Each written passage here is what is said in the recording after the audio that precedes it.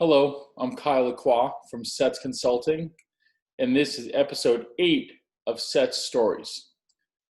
Today, I want to talk about negativity, toxic environments. So, a few years ago, I was coaching a 15-year-old female player, and she was pretty good, and she played in the Women's Open events, which in Florida is a pretty high level. One weekend, she was playing at this tournament at a club outside of Miami. And the maintenance of the courts were a little bit spotty. They weren't in the best condition. And the weather looked like it was about to rain at any moment. And her opponent was a complete pusher, someone that no players ever really like to compete against. And players like this gave my player lots of fits. But she was pretty good and always managed to kind of find a way through. But it was never a pretty match. So I knew we were in for a bit of a dogfight here.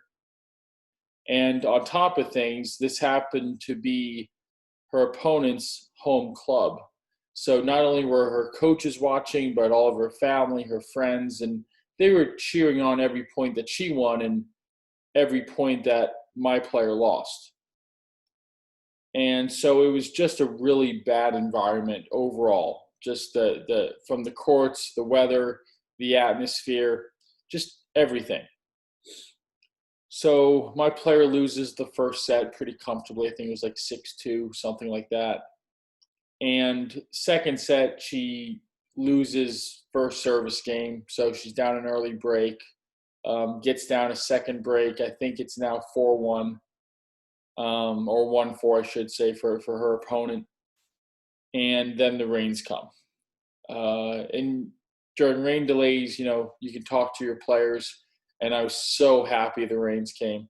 And she, looked dejected, like she had already lost the match or she was about to lose the match. Not much life left in her. And she comes up to me and she's thinking I'm going to somehow say, the cliche things that a coach is going to tell a player, hit more balls to their backhand or, get more serves in, more first serves in, cliche stuff like that. And, I didn't really want to do that. I didn't want to talk about strategy or tactics or strokes, anything like that. I just knew that was going to be a big mistake.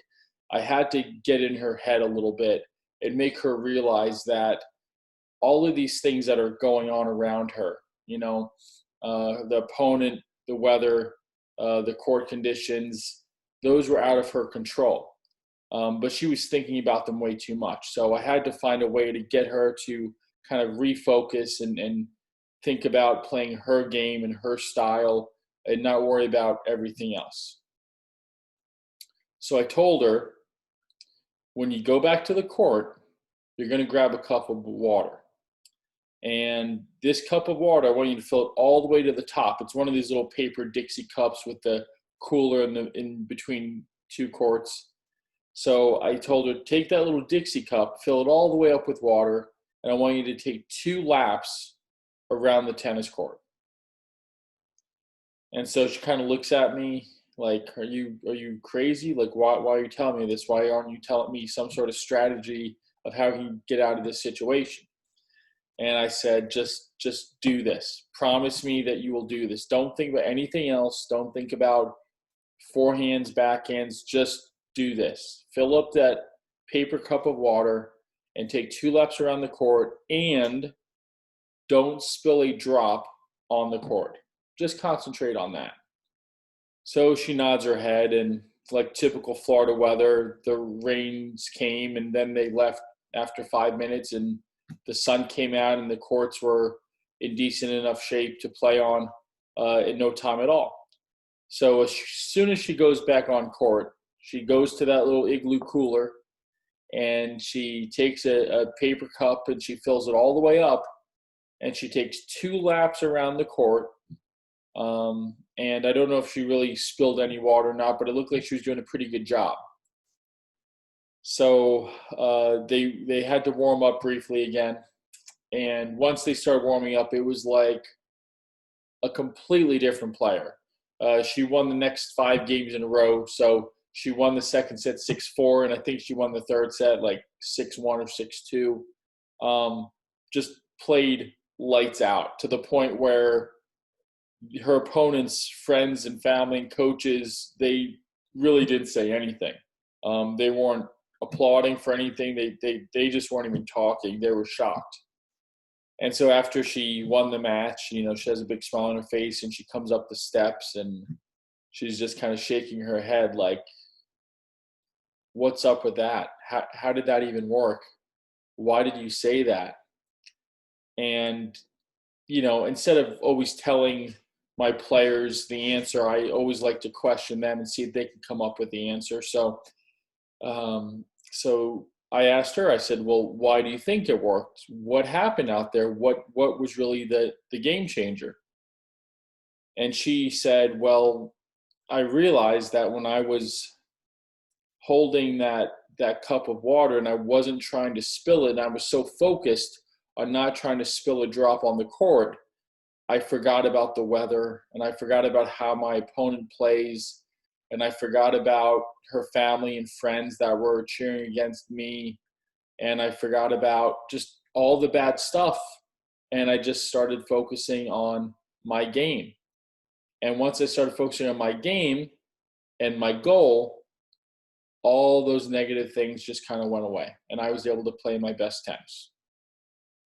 I said, excellent. That's exactly why I did that.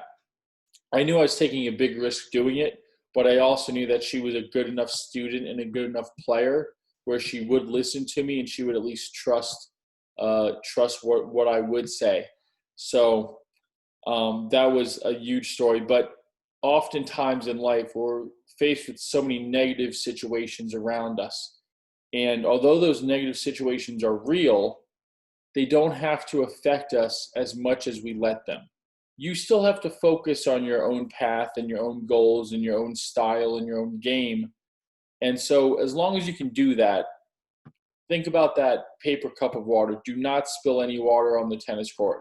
So as long as you kind of focus on that one goal, all the toxic energy kind of disappears around you. So that's the story. If you like that story and you want to hear more, check us out on our website, www.setsconsult.org. We also have our YouTube channel, Sets Consulting, and you can follow us on social media. Check it out. Take care. See you later. Bye.